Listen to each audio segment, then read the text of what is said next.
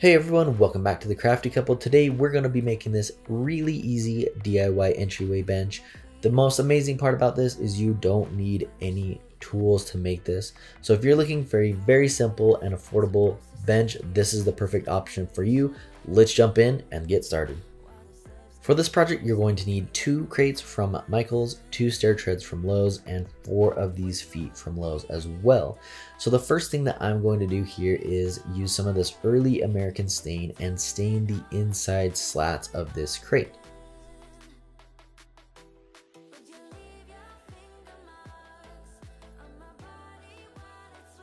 Now this is where you can really customize this project to however you would like. I wanted to go for more of a modern bench, so I'm only going to be staining the inside part here, and then the rest of it will be black, except for the top will also be a stained piece of wood. So a lot of these that I've seen have been on Pinterest, and they've been more of like a rustic or farmhouse style. So you could definitely do that. I think they look good, but I also wanted to give you more of a vision, something that's more of like a high-end modern look, and hopefully this gives you some ideas for your own bench. Now we of course want everything to look nice and uniform, so the way that I did mine was I measured in 1 inch on each side. So the front of the crate, the side of it, and then the back, I'm all going to be measuring in 1 inch from the outside edge of these stair treads.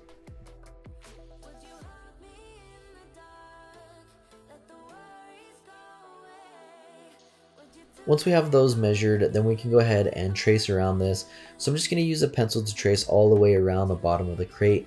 That's going to make it easier for me after I put the wood glue on the crate to line this back up exactly where I need it.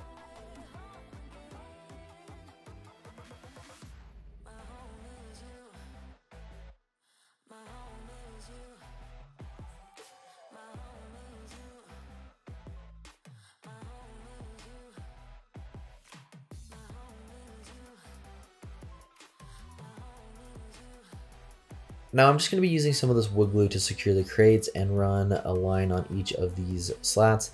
Now, if you wanted to, you could add a screw in each corner to add some security and peace of mind. However, I think the wood glue works just fine. That's only if you wanted to add that in there. What you'd want to do is just drill a couple holes and then run your screw through the crate into the wood tread.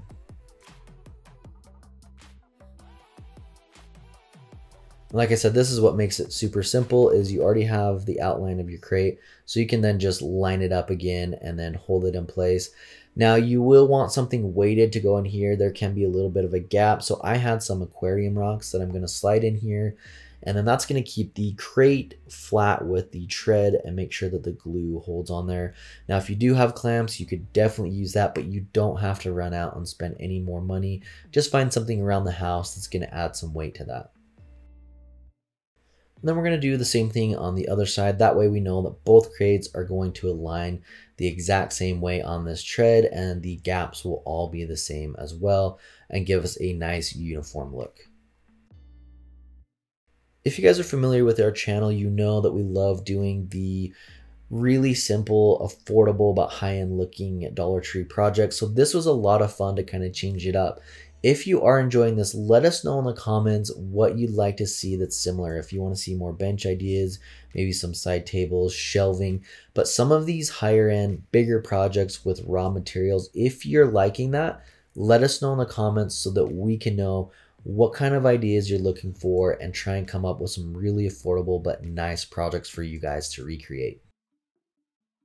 Now I'd probably give yourself a half hour or a little bit longer for this glue to dry, and then we can flip this over, and then we're going to do the exact same thing. Make sure that we have 1 inch gap on each side of these. Go ahead and trace around the crates again, and then we'll flip it over, put some glue on those, and then flip it back on here and glue it down to the other stair tread. Now, when I was researching for this project, I found that a lot of the cheaper benches were right around $100. Then you kind of move up to $200, $300.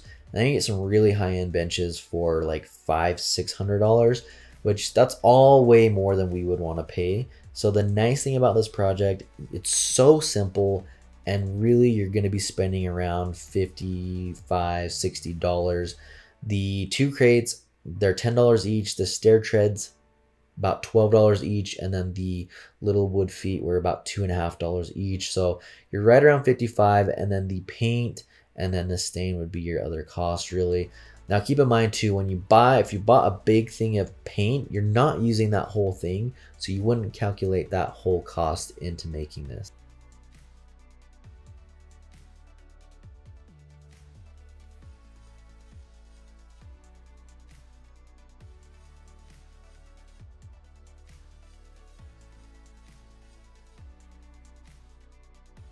Now that we have all that put together, we can add the final touch here, which is going to be this little wood foot.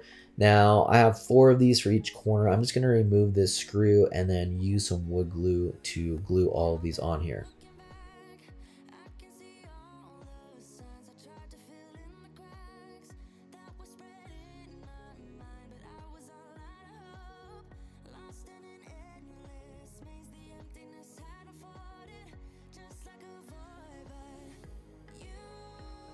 Now, just like the crates, we want to try and get these as uniform as possible. So I'm lining this outside edge of the foot with the outside part of the crate.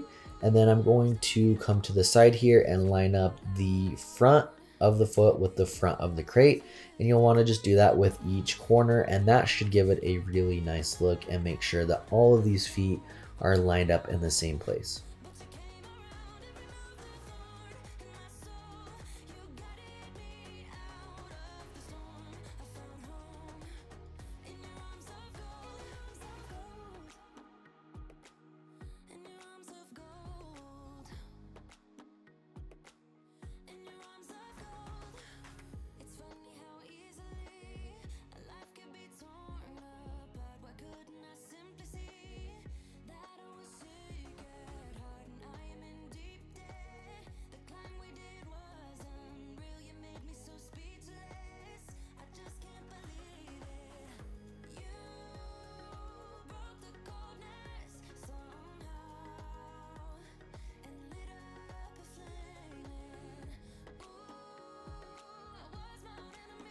For the inside here, I did think about painting the gaps black. I thought it would look maybe just a little bit weird having the stain in black, just a stripe pattern that I wasn't sure if I would like when I was going for a really clean modern look. So I decided to just take the same stain and go in between there, and I think that looks really good how it turned out.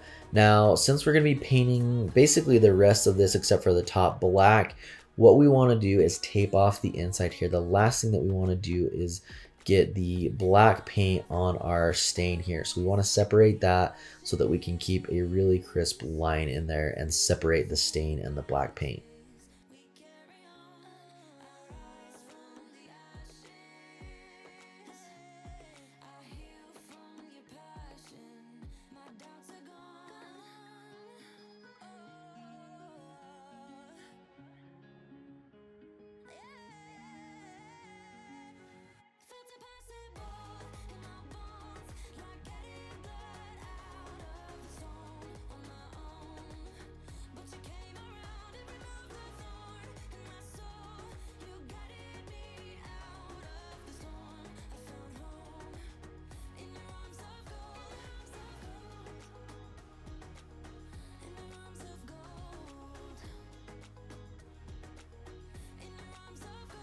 Once we have all that taped off, we can move on to painting. So this is Onyx black paint that we got from Walmart. We were planning on using this to paint some walls in the house, and we just had it on hand. I think it was about $20, but like I said, you're not even going to use close to how much is in there. So the cost for this project wouldn't be near that $20 mark. And then I'm just going to be using this Dollar Tree brush to paint this on here.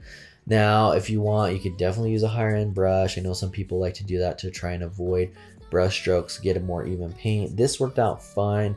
One thing you can do if you do find yourself with some of those paint strokes is you could take a really fine sandpaper and do a quick sand to remove some of those strokes and make it a little bit more even. And then on the back here, I decided to stain the back of those slats. I didn't want to paint it. I was afraid of getting some black paint dripping over onto the inside, and I didn't want that to happen. and I didn't really want to tape off all of those parts to try and paint it, so I felt like the stain on the back looked just fine.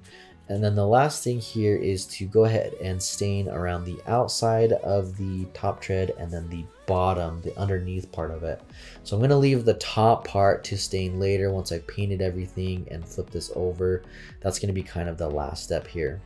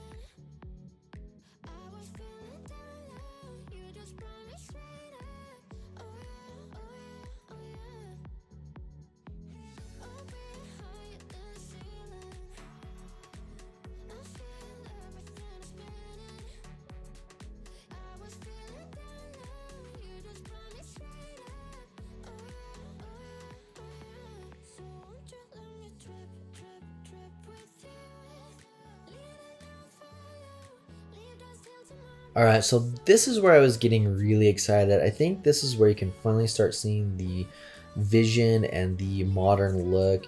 You can see the really clean inside part there of the stained wood and then the contrast with the black paint. I think it looks really, really good. Kind of a high-end modern look. The last part here is to go ahead and stain the top part of this.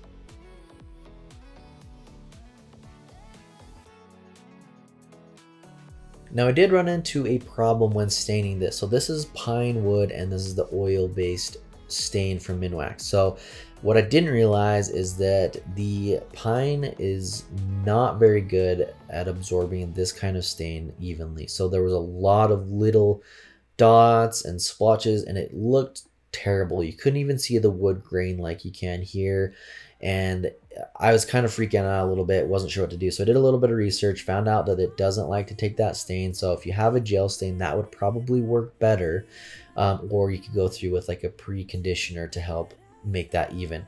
Now, this is after. There are some spots still on here a little bit, but this looks way better than it did.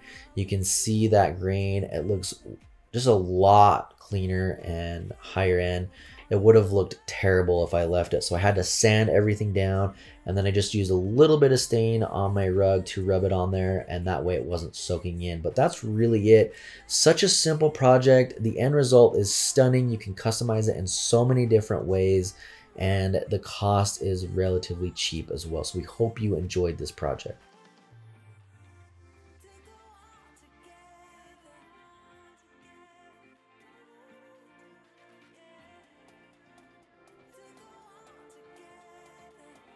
Thanks for watching, guys. We hope you enjoyed today's video. If you want to see some Dollar Tree DIYs, make sure to click through right here and check out our playlist of some really fun Dollar Tree projects. But as always, make sure to subscribe and hit that bell icon so you can be notified every time we upload a new video.